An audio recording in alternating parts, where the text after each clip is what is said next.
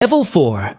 The mind they couldn't contain. The real world greeted you with a problem you had not fully anticipated. The world was not built for minds like yours, not because it didn't value intelligence, but because institutions, companies, governments, universities are built on systems. And systems require people to work within them, to follow processes, to move at the pace the structure allows. Your mind had never moved at anyone else's pace. You took a research position at one of the most respected institutions in the country. The work was interesting. The colleagues were intelligent, but you kept arriving at conclusions 3 months before the research timeline expected them. You kept identifying problems with methodologies before the experiments were run. You kept seeing the end of the path before the team had agreed on the beginning. People found it impressive and exhausting in equal measure. On a Tuesday, you sat in a research meeting and listened to a team of 12 highly credentialed scientists debate the correct approach to a problem for 2 hours. You had known the answer since the meeting started. You waited. You listened. You let the conversation run its course. Then you drew the solution on a napkin and passed it to the lead researcher. The room went quiet. The lead researcher looked at it for a long time. Then he looked at you. Then he said, "How long have you known this?" You said, "Since Tuesday." It was still Tuesday. You began working independently. Your output was extraordinary. You published papers that were cited by researchers around the world. You developed frameworks and models that were applied in fields you had never formally studied: economics, neuroscience,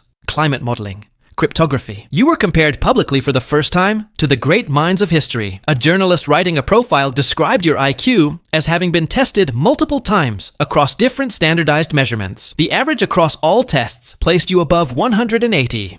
The journalist noted that Einstein's estimated IQ was 160. Tesla's was estimated between 160 and 300 depending on the source. Newton's was estimated at 190. The journalist asked where that placed you. You said IQ measures a certain kind of thinking. The interesting problems live outside what any test can measure. Then you went back to work, because the work was the only thing that matched the speed of your mind. And speed, you had learned, was both your greatest gift and your loneliest companion.